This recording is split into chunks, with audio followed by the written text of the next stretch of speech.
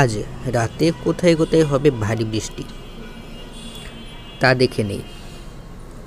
বর্তমানে বাংলাদেশের উপরে অবস্থান করছে ভারী মেঘ এবং ত্রিপুরা এছাড়া দক্ষিণবঙ্গের উপরে বর্তমানে ভারী মেঘ অবস্থান করছে।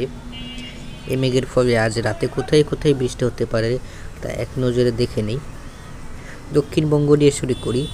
দক্ষিণবঙ্গের বর্ধমান, মায়াপুর, শান্তিনিকেতন এছাড়া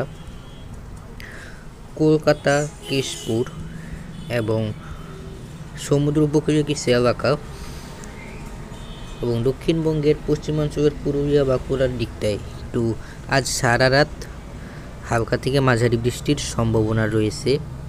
এবং আজ রাতে বাংলাদেশের কিশোরগঞ্জ, ময়মনসিংহ, ভালুকা, ত্রিশাল, নেত্রকোনা, জামালপুর, শেরপুর, হবিগঞ্জ, সিলেট, সুনামগঞ্জ, শ্রীনগর, কুমিল্লা, খাগড়াছড়ি, নোয়াখালী, ফেনী, শরীয়তপুর, জাইরামাওয়া, ঢাকা, রায়বাড়ী, গোপালগঞ্জ, ঝিনাইদহ, কুষ্টিয়া, মেহেরপুর, নাটোর, রাজশাহীতে আজ রাতে ভারী বৃষ্টির সম্ভাবনা রয়েছে এবং এই বৃষ্টি কবে থেকে কমতে পারে এবং বন্যা যে এলাকাগুলোতে হয়েছে বিশেষ করে ফেনী, নোয়াখালী, কুমিল্লা, চাঁদপুর এসব জায়গায় কবে থেকে বন্যার উন্নতি হবে তা এক নজরে দেখে নেই।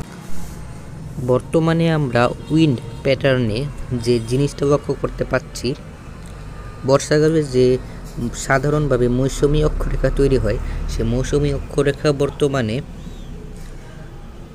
ভারতের গোয়ালিয়র হয়ে দক্ষিণবঙ্গের একেবারে পশ্চিমাঞ্চলের কিছু এলাকা বিশেষ করে জামশেদপুর, ধানবাদ এসব জায়গায়, ঝাড়খণ্ডের জামশেদপুর ও ধানবাদ এসব জায়গায় বর্তমানে অক্ষরেখাটি অবস্থান করছে ঠিক এভাবে করে, যার ফলে আজ দক্ষিণবঙ্গে রাতের বেলা ভারী বৃষ্টির সম্ভাবনা রয়েছে। সে ব্যাপারে পরে আসছি, আগে দেখে নেই। বর্তমানে একটি নিম্নচাপ অথবা লঘুচাপ অবস্থান করছে ঝাড়খণ্ডের উপরে এবং যেটি আগামী